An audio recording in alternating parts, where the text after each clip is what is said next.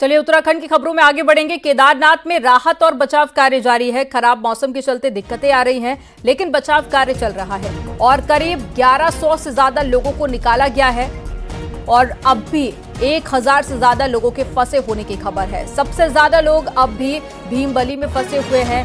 अब तक अगर कुल संख्या की बात करें तो 9000 से ज्यादा यात्रियों को आपदा वाले इलाकों से निकाला गया। आज बाकी बचे लोगों को हेलीकॉप्टर के जरिए रेस्क्यू किया जाएगा। तो बुधवार को बादल फटा था, जिसके बाद में लगातार कुछ ऐसी ही तस्वीरें सामने आ रही है जहां पर लोगों को सुरक्षित स्थानों पर पहुंचाया जा रहा है, क्योंकि केदारनाथ यात्रा चल रही थी और ऐसे में बड़ी संख्या में श्रद्धालु, वहां के स्थानीय लोग और साथ ही पर्यटक फंस गए थे और सभी को निकालने का काम जारी है। अभी तक 9000 से ज्यादा लोगों को रेस्क्यू करके निकाला गया है। और रुद्रप्रयाग से सतेंद्र वर्तवाल जुड़ गए हैं। सतेंद्र का रुख कर लेते हैं। सतेंद्र, रेस्क्यू ऑपरेशन को लेकर क्या जानकारी है? आप इस वक्त भी ग्राउंड जीरो पर मौजूद है, तस्वीरें भी दिखाइए और बताइए कि क्या आज रेस्क्यू ऑपरेशन पूरा हो जाएगा? अमनदीप, आज रेस्क्यू ऑपरेशन पूरा हो जाएगा ये अभी कुछ कहा नहीं जा सकता है। भले ही जो यहाँ पे प्रशासन है उसने दावा किया है कि अगर मौसम, क्योंकि यहाँ पे सबसे जो बड़ा दिक्कत वाली बात है वो मौसम है। आप देख सकते हैं अभी हम सिरसी हेलीपैड पे हैं और ये वही हेलीपैड है जहां से रेस्क्यू का काम शुरू होना था, लेकिन ये अभी इसलिए नहीं हो पाया। आप साफ तौर पर पीछे की तरफ देख सकते हैं, ये केदार घाटी का ये पूरा इलाका है जहां से ये हेलीकॉप्टर को यहाँ से गुजर कर केदारनाथ हो गया या आपका भीमबली जहां पे लोग फंसे हैं वहां जाना था उन लोगों को निकालने के लिए, लेकिन ये पूरी वैली अभी पैक है। बादल यहाँ पूरे छाए हैं और जिससे कि विजुअलिटी बिल्कुल जीरो है। जैसे ही ये बादल अभी हटेंगे या बादल छटेंगे तो उसके बाद रेस्क्यू काम यहाँ पे तेजी से शुरू हो जाएगा। आप देख सकते हैं यहाँ पे जो हेलीकॉप्टर है, यहाँ पे जो हेलीकॉप्टर है उनको एक बार फिर यहाँ से कोशिश की जा रही है कि एक बार फिर वो रेकी करके आए कि क्या कुछ रहेगा। तो हेलीकॉप्टर अभी यहाँ पे शुरू हो गया है। ये वही हेलीकॉप्टर है जिनसे रेस्क्यू होना है, क्योंकि एमआई और चिनोक की बात करें वो लगातार वो भी गोचर में खड़े हैं। वो भी सब इसी चीज का इंतजार कर रहे हैं कि ये बादल हटे। ये जो आप, क्योंकि मौसम बड़ा यहाँ पे बड़ा चुनौती दे रहा है प्रशासन को आप रेस्क्यू करने के लिए कि वो भी वहां से उड़े, लेकिन स्थितियां अभी गंभीर है क्योंकि अभी मौसम तो बारिश तो नहीं है, लेकिन ये जो बादल है ये बादल छटने का नाम नहीं ले रही। क्योंकि कल की हम बात करें, कल भी करीब 1100 से ज्यादा लोगों का रेस्क्यू किया गया था और कल जो रेस्क्यू अभियान चला वो यहीं इसी हेलीपैड से चला और यहां से 4 हेलीकॉप्टरों के जरिए रेस्क्यू अभियान शुरू हुआ। आज प्रशासन ने एक और हेलीकॉप्टर यहां से बढ़ाया और आज 5 हेलीकॉप्टरों के जरिए यहां से रेस्क्यू का काम शुरू होगा। लेकिन सबसे बड़ी जो दिक्कत है वो ये मौसम ही बना है। जी बिल्कुल सतेंद्र, आप नजर बनाए रखिएगा। आज का दिन काफी ज्यादा महत्वपूर्ण कह सकते हैं, क्योंकि आज हो सकता है कि रेस्क्यू ऑपरेशन खत्म हो जाए। जानकारी देने के लिए बहुत शुक्रिया सतेंद्र आपका। और खबरों में आगे बढ़ते हैं। केदारनाथ आपदा के रेस्क्यू ऑपरेशन को लेकर सीएम धामी पल पल की अपडेट अधिकारियों से ले रहे हैं और पूरे ऑपरेशन पर सीएम धामी की नजर है।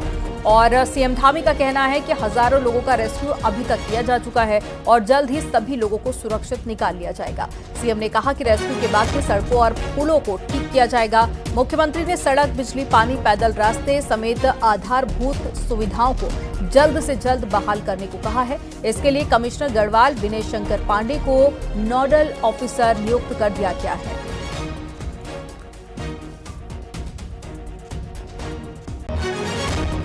वहाँ पर जो श्रद्धालु और तीर्थयात्री आए हुए थे उन सभी को रेस्क्यू किया जा रहा है। अभी तक लगभग मैं समझता हूँ कि 10,000 तक लोगों को बाहर आ गए हैं। कुछ लोग बचे हुए हैं, उन सबको भी निकालने की प्रक्रिया चल रही है। जल्दी हम निकाल लेंगे। और जो पेयजल की लाइनें हैं, बिजली की लाइनें हैं, दूरसंचार की लाइनें हैं, साथ में जो सड़कें हैं, पुल हैं, उन सभी को फिर से रीस्टोर करने के लिए तेज़ी से काम चल रहा है और सभी विभागों के सचिवों को भी जो है उसमें जिम्मेदारी दे दी गई है। केदारनाथ में आई आपदा के बाद में न्यूज 18 पहली बार उस जगह पर पहुंचा है जहां पर तबाही हुई थी। बुधवार की रात जिस जगह पर मलबा आया था वहां न्यूज 18 की टीम पहुंची। जंगल चट्टी के पास में ये इलाका है जहां करीब हर 1 किलोमीटर में ऐसे ही रास्ता बर्बाद हो चुका है। हर बरसाती नाला अपने उफान पर है और तबाही का मंजर डराने वाला है। रास्ते टूट चुके हैं और पैदल चलना भी मौत को दावत देने जैसा है। न्यूज 18 रिपोर्टर सतेंद्र वर्तवाल जान पर खेलकर जंगल चट्टी तक पहुंचे। आप भी एक्सक्लूसिव रिपोर्ट देखिए सतेंद्र वर्तवाल की।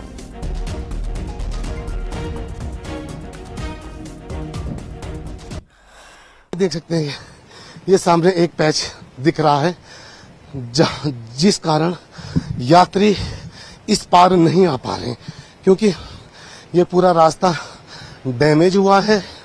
अलग अलग जगहों पे काफी भारी मात्रा में यहाँ नुकसान हुआ है और उस नुकसान की तस्वीरें ये देखिए। आपको मैं वो तस्वीरें सीधे न्यूज़ 18 पे आप देख सकते हैं कि केदारनाथ यात्रा के दौरान किस तरीके से आपदा आई है, केदार घाटी में किस तरीके से केदार घाटी की किस तरीके से डरावनी ये तस्वीर आप देख सकते हैं कि ऊपर से, यानी कि काफी ऊपर से यहाँ पे लैंडस्लाइड हुआ है और लैंडस्लाइड होने से यहाँ काफी नीचे तक ये पूरा रास्ता डैमेज हो चुका है। यहाँ पे कुछ लोग नीचे आ रहे हैं और कुछ। आप लोग कहाँ जा रहे हैं? सर हमारे घोड़े फंसे हैं वहाँ पे। अच्छा, बहुत बुरी स्थिति है यहाँ पे। तो जंगल चट्टी का रास्ता ठीक है?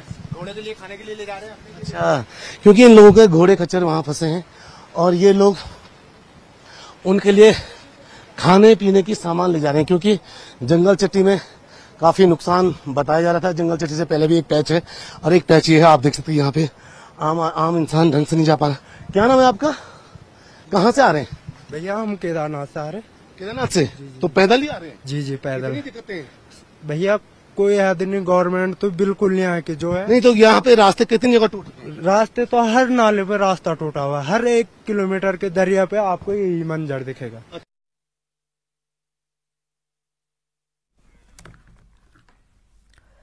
केदार घाटी में बुधवार को आई आपदा के बाद में रास्ते पूरी तरह से बर्बाद हो चुके हैं और एक जगह नहीं बल्कि कई जगह पर रास्ते बर्बाद हुए हैं। न्यूज़ 18 की टीम उन रास्तों पर भी पहुंची और चीरबासा के पास में रास्ते के हालात बेहद खराब हैं और भीमबली रामबाड़ा में भी मुश्किलें बढ़ गई हैं।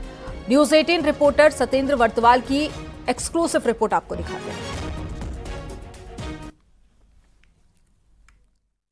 अलग अलग जगहों पे अलग अलग पैचेस पे यहाँ पे काफी दिक्कतें आई हैं, काफी जगह टूटा है, यात्री अलग अलग पैचेस पे फंसे हैं। उन यात्रियों को अब ये प्रशासन यहाँ पे लेके आने की कोशिश कर रहा है। प्रशासन उन सभी यात्रियों को यहाँ पे लेके आएगा और उसके बाद यहाँ से उनको हेलीकॉप्टर के जरिए उनका यहाँ से रेस्क्यू किया जाएगा। आप अभी हम देख ये वही केदारनाथ यात्रा मार्ग है जहाँ से यात्री पैदल जाते हैं और पैदल यहीं से आप यहाँ से ठीक ऊपर भीमबली है। फिर भीमबली से पहले ही बताया जा रहा है कि एक बड़ा सा पैच वहाँ टूटा है। वहाँ पे भीमबली में भी काफी जो लोग हैं वो फंसे हैं, उनको भी रेस्क्यू कर किसी भी प्रकार से यहाँ तक पहुँचाने का प्रयास किया जा रहा है। आप देख सकते हैं कि बड़े बड़े बोल्डर यहाँ पे पहुंचे। यह आप यहाँ मेरे दाहिनी तरफ आप देख सकते हैं कि पूरा ये पैच नीचे आ चुका है, यानी कि जो बुधवार की शाम को जिस तरीके की आपदा आई है उस आपदा के मंजर यहाँ साफ तौर पर देखने को मिल रहे हैं। आप देख सकते हैं पत्थरों से जो यहाँ पे ये टीन शेड था, ये पूरा टीन शेड। मुख्यमंत्री पुष्कर सिंह धामी ने केंद्रीय सड़क परिवहन मंत्री नितिन गडकरी से बात की और प्रदेश की क्षतिग्रस्त सड़कों के पुनर्निर्माण में मदद का अनुरोध किया है। शनिवार को केंद्रीय मंत्री नितिन गडकरी से फोन पर सीएम ने बात की थी और राज्य में आपदा के हालात की जानकारी दी। सीएम ने बताया कि चारधाम यात्रा रूट के साथ ही अन्य जगहों पर भी सड़कों को खासा नुकसान पहुंचा है। सीएम धामी ने कहा कि रोड ठीक होने से बरसात के बाद में तेजी से पर्यटक आएंगे, लिहाजा सड़कों को समय पर ठीक करने में मदद मिलेगी।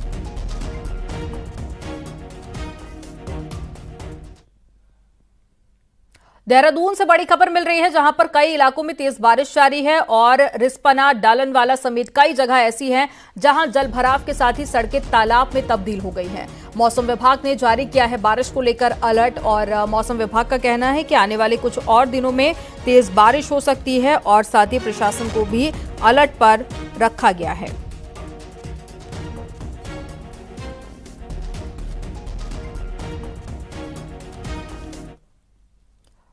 खबर टिहरी से है, जहां पर भारी बारिश का सिलसिला जारी है और बारिश के बीच में एक मकान अचानक से ढह गया। घर के अंदर मौजूद लोगों ने किसी तरह से अपनी जान बचाई। प्रतापनगर के पोखरी की यह घटना है, जिसका वीडियो भी सामने आया है, जिसमें देखा जा सकता है कि मकान का एक हिस्सा पहले ही टूट चुका था और वहां पर लोगों के मौजूद रहने की भी जानकारी मिली है। और इसी दौरान अचानक मकान का दूसरा हिस्सा भी टूटकर नीचे गिर गया।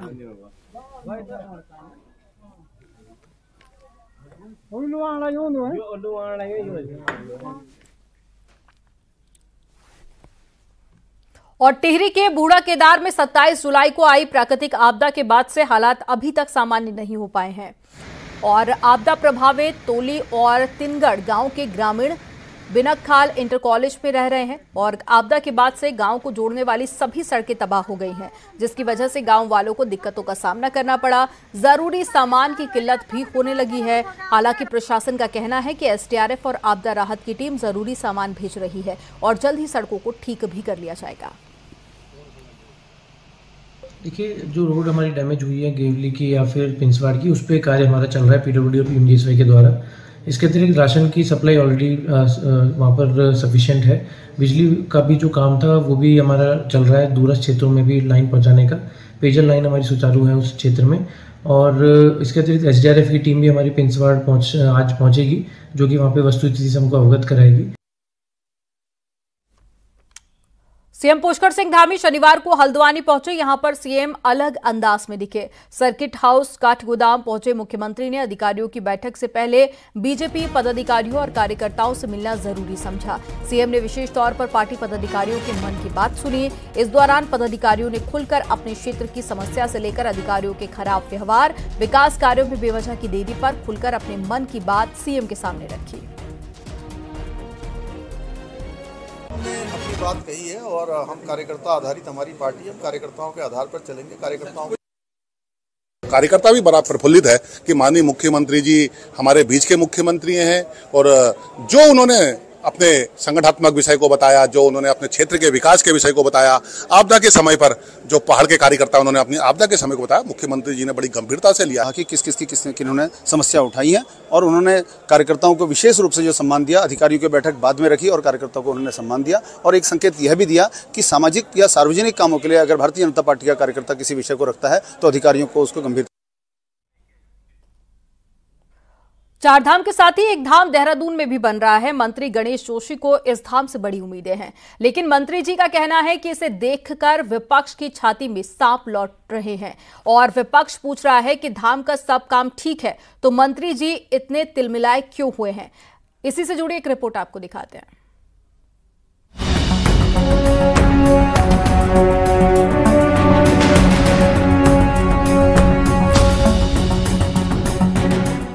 करीब 100 करोड़ रुपए की किफायत के साथ 15 अक्टूबर तक सैन्य धाम बनकर तैयार हो जाएगा। सैनिक कल्याण मंत्री गणेश जोशी का दावा है कि चार धाम की तरह इस सैन्य धाम में भी देश भर से यात्री आएंगे और 12 महीने ये धाम खुला रहेगा। पर शनिवार को निरीक्षण के दौरान विपक्ष के आरोपों से जुड़े सवाल पर मंत्री ने बड़ा हमला किया।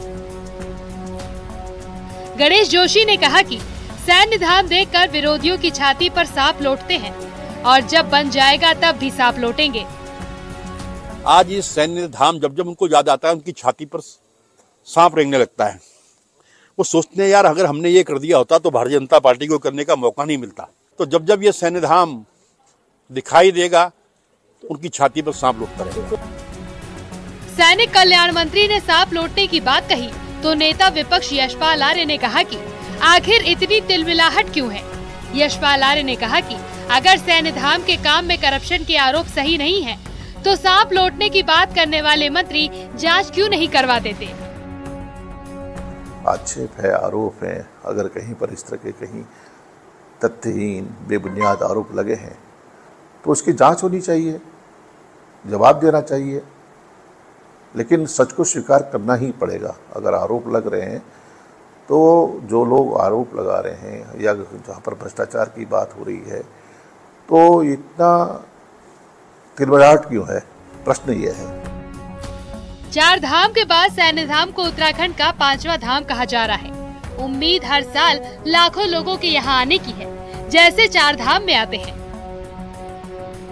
लेकिन सैन्य धाम के नाम पर जारी सियासत में नई पहचान देने का काम आसान नहीं दिखता। Dipankar Bhatt, news 18 Dehradun.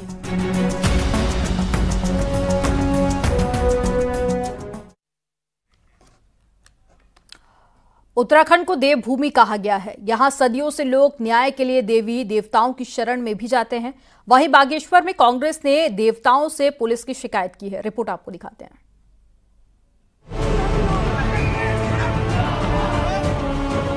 Bageshwar BD Pande college campus में बीते दिनों एबीवीपी और एनएसयूआई में विवाद के बाद एनएसयूआई के 6 छात्र नेताओं को पुलिस ने गिरफ्तार कर जेल भेज दिया, जिसके बाद से कांग्रेस लगातार इसे एक तरफा कार्रवाई की बात करके प्रदर्शन कर रही है। वहीं अब कांग्रेस ने न्याय के देवता काल भैरव मंदिर में गुहार लगाई है।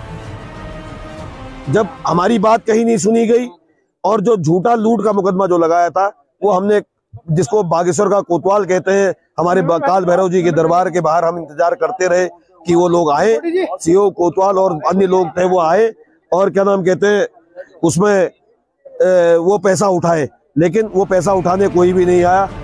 देवभूमि में कई ऐसे देवता हैं जिन्हें न्याय के देवता के रूप में पुराने समय से ही पूजा जाता है।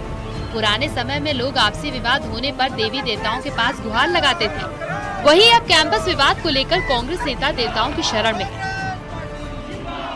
हमारा पुलिस प्रशासन के ऊपर से बिल्कुल विश्वास उठ गया है, जिसकी वजह से आज हम न्याय की देवी देवता के नाम पे हमारे गुलजू हैं और हमारे न्याय के देव काल भैरव जी हैं और न्याय की देवी हमारी माँ कुटगड़ी है, उनके शरण में जाकर के हमने न्याय मांगने का हमने प्रयास किया हुआ है और शीघ्र हमें न्याय मिलेगा, ये हमें पूरी उम्मीद है। एबीवीपी और एनएसयूआई में विवाद का मामला लगातार तूल पकड़ता जा रहा है और पुलिस की कार्रवाई पर कांग्रेस सवाल उठा रही है, जिसकी शिकायत बागेश्वर के कोतवाल भैरव देवता से की गई है। न्यूज़ 18 के लिए बागेश्वर से सुष्मिता थापा की रिपोर्ट।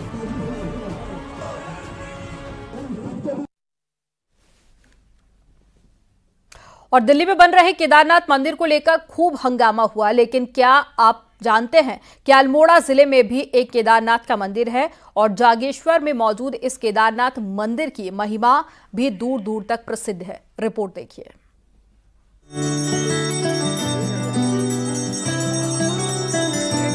केदारनाथ का मंदिर सिर्फ केदारनाथ में ही नहीं बल्कि अल्मोड़ा में भी है। यहाँ जागेश्वर मंदिर समूह में भी केदारनाथ मंदिर है, जहाँ 125 छोटे बड़े मंदिर हैं जो 9वीं और 10वीं शताब्दी में बनाए गए हैं और हर साल यहाँ श्रद्धालु भगवान शिव के दर्शन करने आते हैं। ज्योतिर्लिंग के सानिध्य में सभी देवी देवताओं का यहाँ पर स्थापना की गई, जैसे ज्योतिर्लिंग जागन्नाथ, महामृत्युंजय, पुष्टि मैया, हनुमान जी, नीलकंठ, सूर्य, नवग्रह, लकुलीसा और नवदुर्गा, इनके साथ ही महा केदारेश्वर की भी यहाँ पर स्थापना की गई और इनकी पूजा अर्चना तब से ही चली आती है। जागेश्वर धाम में श्रावण मास में शिव के जलाभिषेक, पार्थिव पूजा करने का विशेष महत्व है और जो लोग अपने जीवन काल में केदारनाथ धाम जाकर बाबा केदार के दर्शन नहीं कर पाते, वो जागेश्वर धाम के केदारनाथ के दर्शन और पूजन करते हैं। जो लोग केदारनाथ मंदिर नहीं जा पाते हैं तो वो यहाँ आकर के केदारनाथ के दर्शन कर सकते हैं। ये सामने केदारनाथ मंदिर है आपका, यहाँ बहुत अच्छा लगा। यहाँ के सुख शांति, सावन के महीने पे यहाँ पे 1 माह का मेला लगता है। माना जाता है कि जो केदारनाथ धाम नहीं जा पाते वो जागेश्वर के केदारनाथ धाम में पूजा कर वहाँ पुण्य का लाभ ले सकते हैं, जो केदारनाथ धाम में पूजा अर्चना के बाद मिलता है। इन दिनों केदारनाथ मंदिर बड़ी चर्चाओं में है। यह जानकर आप हैरान हो जाओगे कि अल्मोड़ा के जागेश्वर में भी जो है केदारनाथ मंदिर है, जो 8वीं और 9वीं शताब्दी में मंदिर की स्थापना के साथ ही केदारनाथ मंदिर की भी स्थापना की गई और इसकी पूजा अर्चना जो है यहाँ आने वाले देश दुनिया के श्रद्धालु करते हैं। किशन जोशी, न्यूज़ 18, जागेश्वर धाम, अल्मोड़ा।